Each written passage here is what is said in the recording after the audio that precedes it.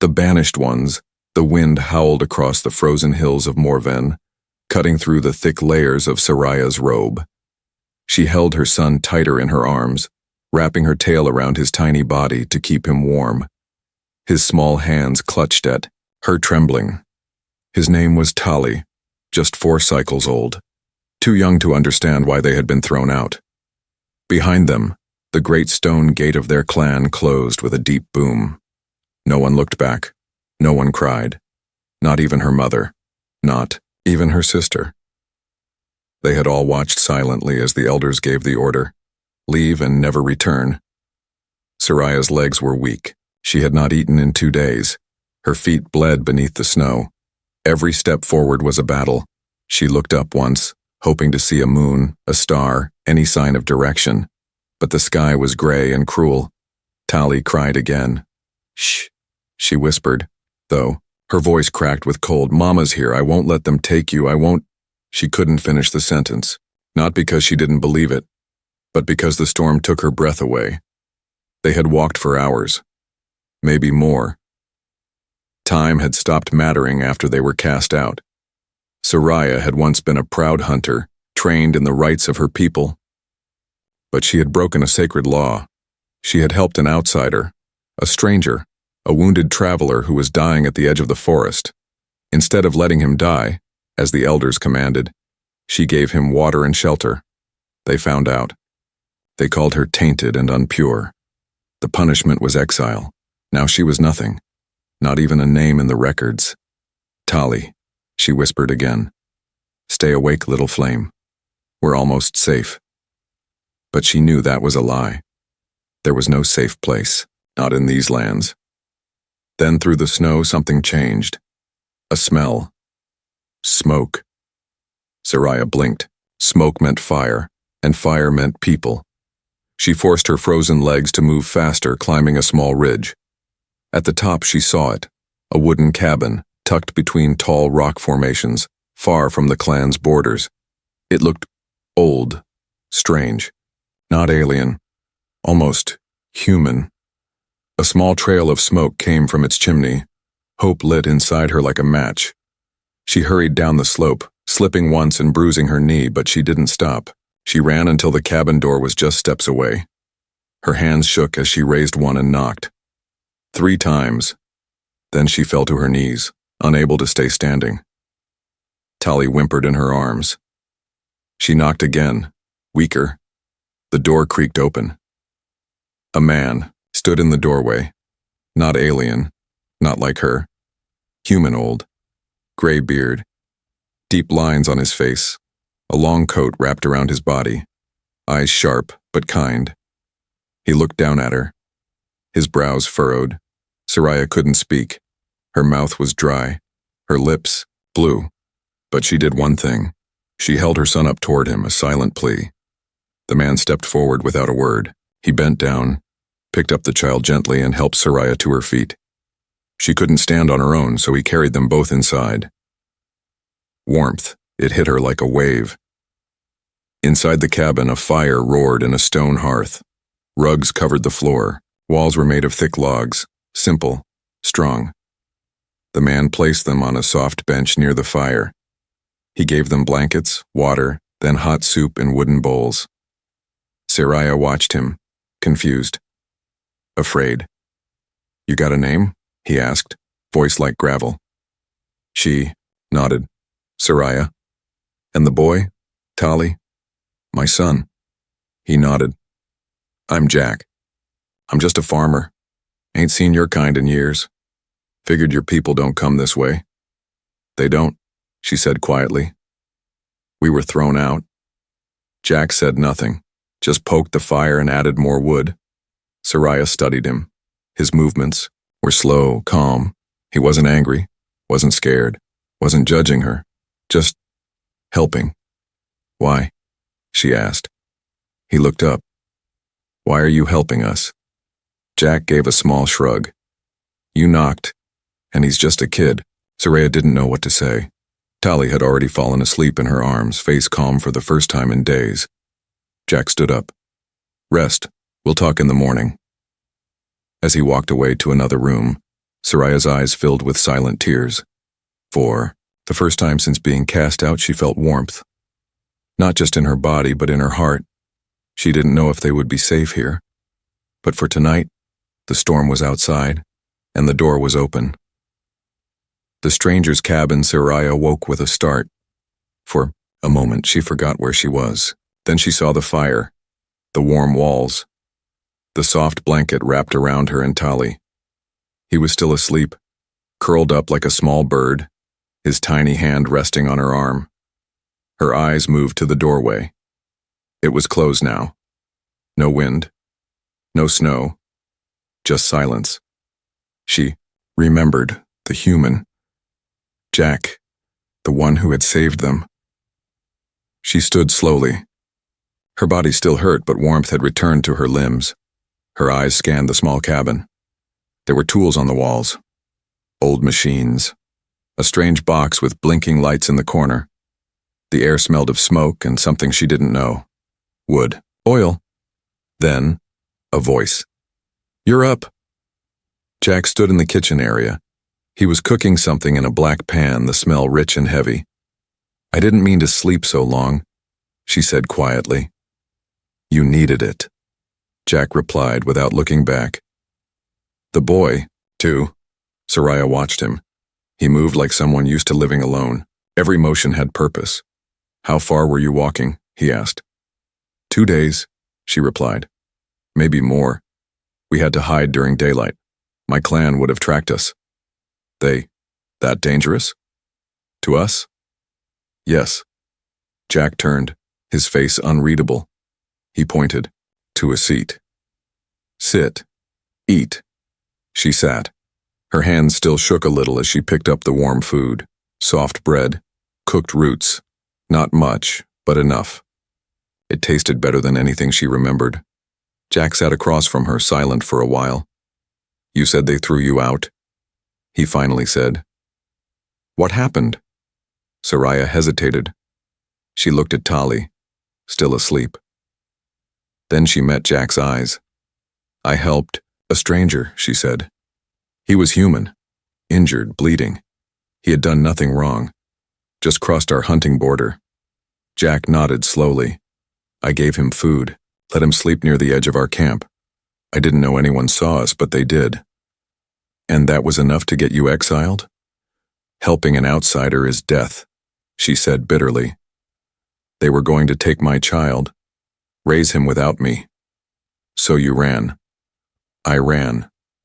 Jack leaned back in his chair. He looked out the small window where snow still fell. His face was calm, but his fingers tapped the table slowly. "You did the right thing," he said, "even if it cost you everything. I don't know what's right anymore." Jack didn't answer. But then something flickered outside. A shadow. Soraya froze. Jack moved faster than she expected. He grabbed a small metal stick from under the table, some kind of old weapon.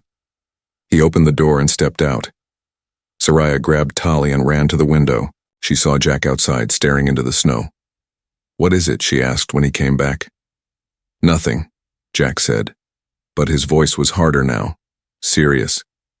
"Just an animal, probably." Soraya felt a knot in her chest. They were being watched. Later that night, Jack showed her a small room for her and Tali to sleep in. She placed her son down on the straw bed and kissed his forehead. She lay awake in the dark. Then, whispers. Not in the room, not inside. Outside. She crawled to the window and looked out.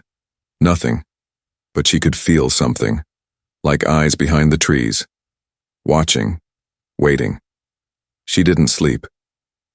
The next morning, Jack was already outside. He was reinforcing the cabin walls, placing wooden stakes in the snow, setting traps along the path. "You don't think it was an animal," she said. "No," he replied. "I think they're looking for you. They'll burn this place down. Not if I burn them first." Soraya stared at him. "Why?" she asked again. "Why risk your life for us?" Jack stopped. He looked up at the cloudy sky. "Years ago," he said, "a girl like you helped my daughter. She was sick, lost, scared. They could have left her, but they didn't. I owe a debt. Maybe not to you, but to someone who once showed kindness. Soraya's eyes softened, but her worry deepened. They won't stop, they'll come in numbers. Jack nodded. Then we'll be ready. As night fell again, Jack handed her something. A small blade, well-worn, old. Do you know how to fight? He asked. I was a hunter once, she said, gripping the blade, before they made me nothing. Then it's time to become something again. Far across the snowy ridge, a red signal light blinked. Someone had picked up a trail. The clan had found her scent. They were coming, and they were not alone. The cold and the kindness. The wind roared again the next morning. It slammed against the wooden walls of the cabin, but Jack's fire never went out. Inside, it was quiet. Warm even. But something hung in the air. Something cold. Not just from the snow outside. Something deeper. Soraya sat near the fire, sharpening the blade Jack gave her. Her hands moved without thinking. Muscle memory. Even after exile, her training hadn't left her. Across the room, Jack worked on a device she didn't recognize. Small metal pieces clicked into place in his hands like puzzle pieces. What is that? She asked. Old comm scrambler. He said, if they're tracking you with tech, this'll confuse their signals. Maybe buy us time. Soraya nodded. And if they come on foot? Jack smiled. Then I let the traps speak for me. Later that day, Soraya took Tali outside. He played in the snow, laughing for the first time since they were exiled. He built a tiny figure with 2 stones for eyes and a branch for a smile. She stood nearby, watching carefully. Her ears twitched. At every sound, every bird cry, every crunch of snow. A part of her hated herself for this. For letting her child believe they were safe. She wanted to run again, far away. But where would she go? There was no planet that welcomed her now. Only this one small, strange cabin, and the man inside it. That night, Tali had a nightmare. He screamed in his sleep, shaking. Soraya held him, close, whispering gently, but Jack was already at the door. He walked in with a small cup of warm milk. Tali looked up, scared, but Jack knelt beside him. It's okay, Jack said. You're safe here. Nothing's getting through that door. My clan, Tali whispered. They have claws. They scream in the night. Jack placed a hand on his head. I've faced worse monsters, kid. Tali's eyes widened. Really? Jack nodded. Big ones, with teeth the size of knives. But you know what they hated most? What? Kindness and fire. When Tali was asleep again, Soraya spoke with Jack by the fire. You treat him like he's yours. He's a child, Jack said simply. No child should feel fear in their sleep. She stared at the flames. Your daughter, is she still alive? Jack's fingers tightened around the old mug he held. No, he said after a long pause. The sickness took her long ago. Soraya felt her chest ache. I'm sorry. She was strong, kind, like you. She would have stood up to your clan too. For a while they sat in silence. You've lost everything, she said softly. Maybe, Jack answered. But I still have choices. I can still do the right thing. The next morning the snow had stopped. Tracks led to the edge of the forest. Jack frowned. Too close, he muttered. They're testing us. Soraya looked at the tracks. They were small, not from heavy boots, light feet, scouts. They'll come soon, she said. Then we make the first move. What do you mean? Jack opened a hidden compartment under the floor. Inside, old tech. More than just farming tools. Weapons, field gear, communications jammers, armor with human military markings.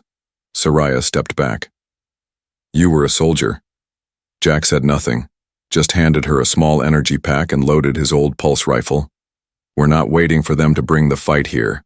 That afternoon they went out not far, just a short way into the trees. Jack set up motion sensors and buried mines beneath the snow. Soraya moved like a ghost beside him, placing hunting wires and trap markers only she could see. By the time they returned to the cabin, it was a fortress. A silent one. As night fell, the temperature dropped fast. Soraya wrapped herself in a cloak, by the window watching, waiting. Jack cooked quietly in the kitchen. "You should rest," he told her. "I can't. You don't have to fight alone anymore." "I always have," she whispered. "But this time feels different." Jack nodded. "Because it is." Sometime past midnight, the sensor beeped. One soft chirp. Soraya grabbed her blade. Jack picked up the rifle. Outside, they saw them. Shadows. 5, maybe 6. Circling the cabin. They hadn't attacked. Yet. Jack flicked off the safety. "We don't shoot unless they do," he said. Soraya nodded. Her breath was steady, but inside her, something was shifting. Fear was still there, but so was something else, strength. Not because she had to survive, but because now someone believed she deserved to. Whispers from the waste, the forest was quiet. Too quiet. Soraya crouched near the window, barely blinking. Outside, the snow glowed faintly under the moonlight. Wind moved through the trees like a soft whisper. But Soraya knew better. Those weren't natural sounds. They were being watched. Again. And this time, the watchers weren't scouts. They were hunters. Jack moved slowly through the room, checking each sensor and locking each bolt. His old rifle leaned against the doorframe. The soft hum of a defense shield pulsed through the floorboards. But neither of them felt safe. "They're close now," Soraya whispered. Jack didn't answer. He simply placed a sealed container in the fireplace and turned up the heat. "Boiling oil," he said quietly. "Primitive, but works better than you'd think." Soraya looked at him, almost surprised. "You've done this before." Jack gave a tired smile. "Once or twice." Earlier that evening, Soraya had followed the prints from the edge of the forest. She moved like shadow over snow, her senses sharp. She found the remains of a camp, hidden under a rocky outcrop. Fire pits still warm, claw marks on the trees, and worse, symbols, painted in blood, clan marks. Hers. They had sent a death squad, not just to retrieve her, to erase her, and the child, and anyone who helped her. Soraya returned to the cabin with her, heart racing. "They're preparing for a full raid," she told Jack, "then we make sure they regret it." Back in the cabin, Jack pulled out a small cracked photo, a little girl, smiling, half alien, half human. "She never made it to adulthood," he said quietly. "Your daughter?" Soraya asked. "Half-blood, hated by many. But the best part of me." He put the photo away. "I wasn't there when she needed me. I swore I'd never let that happen again." Soraya felt something shift in her heart. She had trusted no one for so long. But Jack wasn't like others. He didn't ask for anything. He just stood beside her, even when the world turned away. Then they heard it, a sound too sharp for wind. Metal, dragging. Jack raised the rifle. "North side," he said. "They're testing our defenses." "How many?" Soraya asked. "Can't say." He handed her a small sphere. "An ancient flash grenade. You know how to use it?" Soraya smiled faintly. "I know more than they remember." They waited in silence for the first move, and it came with fire. The barn exploded, orange flames lighting the sky. A distraction. Immediately, shapes moved in the trees. 5, 10, maybe more. Soraya grabbed her blade. Jack was already at the door. "Stay. With me," he said. "Always," she replied. Outside, the snow turned to smoke. Jack fired the first shot. One of the attackers dropped. The others split into flanks. Soraya darted into the darkness, disappearing like fog. She was no longer the exiled girl. She was the ghost in the trees. One by one, her traps snapped shut. Wires caught legs. Spikes pierced arms. Flashes blinded eyes. Screams echoed in the cold. At the cabin door, Jack stood firm. A massive figure ran toward him, one of the clan's war champions, armored, claws dripping black liquid. Jack didn't flinch. He waited, and when the creature raised its weapon, Jack hit the trigger. The hidden oil trap lit with a roar. The warrior fell, burning. Meanwhile, Soraya faced someone she once called sister. The Bai woman stood with a spear aimed at her chest. "You betrayed us," the sister hissed. "I chose mercy," Soraya replied. "You were weak." "No," she said calmly. "I became strong the day I saved a life." They clashed, metal against bone, past against present. Soraya moved with skill and heart. She knocked the spear away, but she didn't strike the final blow. She turned her back. "If you want to live, leave." The sister stared in silence, and then she vanished into the snow. The attack ended before sunrise, bodies scattered, blood mixed with ash. Jack limped back into the cabin, a cut across his arm. Soraya followed, bruised but alive. Tali ran into her arms. "You're okay," he whispered. "We're okay," she said. Jack poured water into a cracked cup. His hands shook slightly. "They'll come back," he muttered. Soraya looked toward the burning remains of the barn.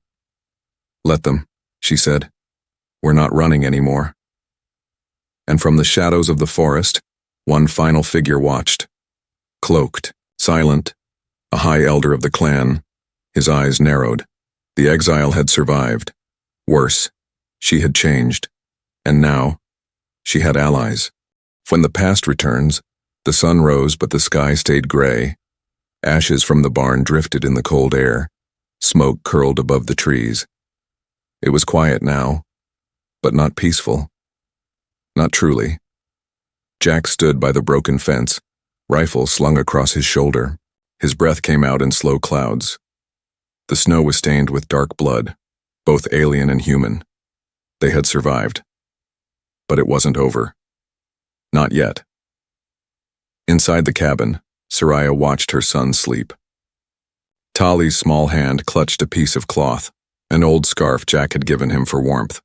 He looked peaceful, unaware of how close they'd come to losing everything. She stepped outside, her blade now tucked into her belt. Her eyes met Jack's. "You think they'll come again?" she asked. "I know they will," Jack said. "But this time they won't send scouts." "What then?" "Family."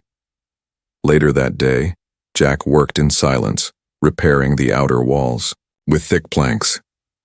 Soraya helped him, but her eyes kept drifting to the woods. She could feel it. A presence. Familiar. Ancient. Heavy, like a shadow across her chest. And then, she heard the call. A deep, echoing sound. 3 pulses. The sound of her people calling for parley. Jack looked up. "What's that?" "A blood call," Soraya said, her voice tight. "Only elders use it." "What does it mean?" "It means, the one who exiled me has come himself." They met in the clearing near the cabin as the signal demanded. The elder stood tall, covered in black and silver armor, his face marked with red lines. Behind him were 3 guards, cloaked, armed, and silent. Soraya walked forward, her cloak dragging through the snow. She held no weapon in her hands, but her blade was strapped behind her. Jack stood behind her, watching every move, rifle ready. The elder spoke first. "You shamed the blood." Soraya's voice was calm. "I showed mercy. You broke sacred law. Then your law is broken." His eyes narrowed. "Return with me. The child may be spared. The human will be forgotten." Soraya's fists clenched. "I will not return to chains." The elder stepped closer. "Then you will die in disgrace." Jack stepped forward. "You'll have to go through me first." The elder turned, studying Jack like he was an insect. "You are nothing, a relic of a failed species." "Maybe," Jack said. "But this relic burned your war champion to ash." The elder raised a hand to stop his guards. "I did not come to kill, not yet," he said. "I came to see if the stories were true." What stories? Soraya asked. That the exile stands not alone. That she has found something more dangerous than blades or laws. He stared at Jack. She has found someone who still believes in her. The elder turned. This place will be dust soon, but you will not hear the next warning. Next time we bring the fire. They vanished into the trees. That night Jack and Soraya prepared. They fortified the walls. Jack activated old defense drones hidden beneath floorboards. Soraya taught Tali how to hide, how to listen, how to move in silence. But more than that, they talked, really talked, about family, loss, mistakes, hope. You think we'll win? She asked quietly. Jack stared at the fire. Winning isn't always about surviving. Sometimes it's about standing your ground. Soraya nodded. Then, we'll stand together. 3 days passed, then it began. Not with fire, but with silence. The birds vanished. No wind. No sounds of animals. And then, one by one, the sky filled with shadows. Black-cloaked warriors. Dozens. The clan had returned. This time, not for exile. This time, for war. Soraya held her son close. You stay in the cellar. Do not come out until Jack or I return. Mama, I'm scared, Tali said, tears in his eyes. So am I, she whispered. But being brave means protecting others even when you're afraid. Tali nodded slowly.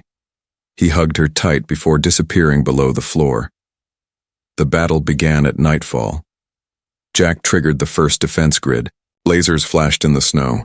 The trees lit up like lightning. Soraya moved like wind, striking with precision and speed. But this time, they weren't just defending, they were sending a message. At the center of the chaos, the elder arrived. He stepped through fire untouched. Soraya faced him.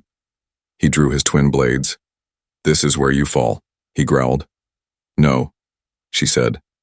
This is where I rise. They fought like storms. Claw against blade, fury against grace. Jack fought beside her, shoulder bleeding but eyes clear. And in that moment, man and exile stood as one. When the dawn came, the snow was red. The elder lay on his back, defeated, his eyes locked on Soraya's. You were always more, he whispered. And you will always be less, she answered. He closed his eyes, and it was over. Tali ran from the cellar, straight into Soraya's arms. Jack fell to one knee, exhausted. They had won. Not just the fight, but the right to live. Free, as a family. The fire in the stand. The cabin still stood. Barely. Walls scorched. Windows cracked. Smoke hung in the air like a ghost. The snow outside was no longer pure white. It was marked with ash, blood, and burned wood. Jack sat on the front step, wrapping a torn cloth around his shoulder. His old rifle was beside him, still warm. Behind him, inside the cabin, Tali slept, under layers of blankets. Exhausted, but safe. Soraya stood just beyond the edge of the tree line, looking toward the rising sun. They had survived the elder's assault. But survival came with a price. 12 warriors had died in the snow. Jack's barn was gone. The land scorched in a wide circle around them, and Soraya knew this wasn't the end. This was only the warning. A soft sound pulled her from her thoughts. Jack. He had walked up beside her without her hearing. Even now, wounded, he moved like a shadow when he wanted. You should be resting, she said. I'll rest when we're free, Jack answered.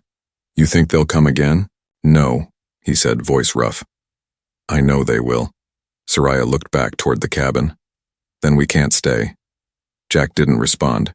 Instead, he pulled a small silver disc from his pocket. What's that? She asked.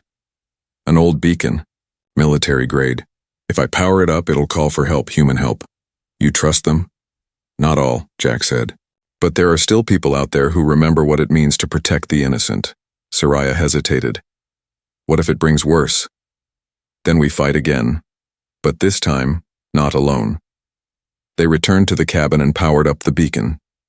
Its signal was silent, invisible to the eye, but strong. Across the sky, somewhere far away, someone would hear it, someone who could turn the tide. As the device blinked slowly, Jack returned to the porch, his body heavy with pain. Soraya sat beside him. "You could have walked away," she said. "You could have let me go that night at the door." Jack shook his head. "I've lost too many people by standing still, not this time." They shared a quiet moment. Then Tali's voice came from the doorway. "Mama? Jack?" They turned. "Are we still in danger?" the child asked. Soraya walked over and knelt before him. "Yes," she said gently. "But we're ready now." That night they saw the sky change. A bright light, falling fast. A human ship, not military, small, fast, but not from this world. Jack stood. They answered. Soraya's heart beat faster. Could this be real? The ship landed not far from the clearing. 3 figures stepped out, armed, armored, and cautious.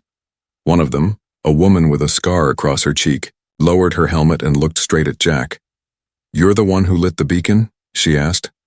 Jack nodded. "We've been tracking this sector. Thought all the clans had fallen silent." "Not all," he said. "Some are hunting mothers and children." The woman's eyes landed on Soraya and Tali. "You're the exile?" Soraya stood tall. "I am. And you fought off a death squad with 1 man and a child?" Soraya simply nodded. The woman whistled.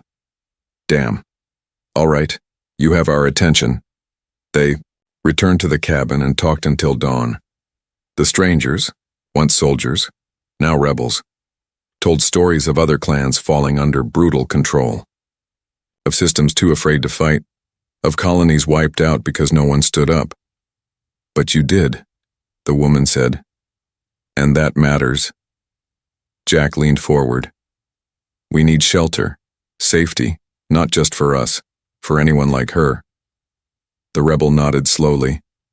"We might have a place, but it won't be easy." "Nothing ever is," Soraya said. Before they left, Jack stood one last time by the fence. He looked at the trees, the mountains, the broken barn. All of it held memories. But he wasn't leaving behind a home. He was carrying it with him. They burned the cabin, not in fear, but as a message. The fire lit up the sky. We're not hiding anymore. They boarded the ship. Tali held Soraya's hand tightly. Jack stood beside them, rifle on his back. As the ship lifted, the world shrank below them, but their fight had grown larger. They weren't just running. They were standing for something now, and somewhere beyond the stars. Others waited. Others, like them, this time they would not be silent. This time they would make a stand. A home rebuilt. The stars outside the ship's windows were endless. Soraya sat with Tali on her lap, watching them pass by. Each light was a world. Some of them full of danger. Others empty. And maybe, just maybe, one of them could become home. Jack stood near the control panel speaking with Commander Rhea, the rebel leader who had rescued them. She was stern but fair, a soldier who had seen too much loss. "The clan will regroup," Jack said. "They won't forgive this." "Let them come," Rhea answered. "We fought worse." Jack smiled faintly. "That's what I'm afraid of." They arrived at an outpost deep in a hidden belt of moons, not large, not perfect, but safe. Place for outcasts, survivors, people the galaxy had forgotten. Soraya stepped off the ship, holding Tali's hand. Her eyes scanned the dusty paths, the worn buildings, the small groups of families rebuilding their lives. No one stared. No one whispered. Here, everyone had a past, and here, no one had to run anymore. Weeks passed. Soraya helped in the gardens. Tali went to a learning hall for the first time. He played with other children, laughing, shouting, alive in a way Soraya hadn't seen since before exile. Jack worked with Rhea to fortify the outpost. He trained young defenders, taught them how to stand their ground not with fear but with courage and calm. The three of them shared a small home built into the hillside. It wasn't fancy. One room, 2 beds, and a wooden table Jack carved himself. But it was more than shelter. It was theirs. One night, Jack sat with Soraya under the stars. The sky above the outpost was clearer than any he'd ever seen. "I used to think I was alone," he said. "You were," Soraya replied softly. "So was I." Jack looked at her. "But not anymore," he said. She smiled. "Not anymore. But peace never lasts forever." One morning, a scout ship limped into the outpost, half destroyed, engines sparking. A survivor crawled out, bleeding, breathless. "They're coming," she gasped. "Your clan. It's joined others. They're forming a purge fleet." Jack's jaw tightened. Rhea gathered everyone in the central hall. "We can't fight a fleet," one man said. "Not with old weapons and hope." "We can't run either," another replied. "If we do," Soraya said, standing tall, "we lose more than land. We lose everything we built." Silence. Then Jack stepped forward. "I know what they fear," he said. "What?" someone asked. A united voice. A message. One that spreads faster than fire. He held up the beacon. "We send the truth across. The stars about what was done, about what's coming. And we call every heart, every hand, every soul who knows mercy still matters." And they did. They turned the beacon into a signal tower. Rhea sent ships to nearby systems. Jack spoke to old human allies. Soraya recorded a message in her native tongue. "I am Soraya of the Broken Clan. I was cast out for helping, not harming, and if that makes me unworthy, then I choose exile forever, because kindness will always be stronger than your cruelty." The message spread to colonies, to fighters, to mothers hiding with their children, and one by one, responses came back. "We hear you. We're coming. You're not alone." When the purge fleet finally arrived, they didn't find a weak outpost. They found ships in orbit. They found weapons shining in the dust. And they found a people who no longer ran. Soraya stood at the front lines, blade in hand. Tali was safe deep in the bunker below. Jack stood beside her, as always. "Are you ready?" he asked. She nodded. "I've never been more ready." The sky lit with fire. Missiles, beams, shields bursting. The battle shook the moons, but the message had already done its job. The galaxy was watching, and when others saw the small outpost fighting back, they joined. Allies jumped in from hyperspace, ships of every kind, humans, hybrids, aliens who had once been enemies. The purge fleet faltered, retreated, and in that moment, a single truth echoed across the stars. They can't erase what we remember. Weeks later, after the fires faded, a monument was raised. Not of victory, but of unity. At its base, 3 names were carved: Soraya, Jack, Tali, the exile, the farmer, the child who carried hope. Their home still stands. Small, strong. But now, others have joined them. The outpost is a city, a light in the dark. And every night, under the stars, Jack still sits with Soraya and tells stories to a child who once had nowhere to go and now belongs to a galaxy that chose to care.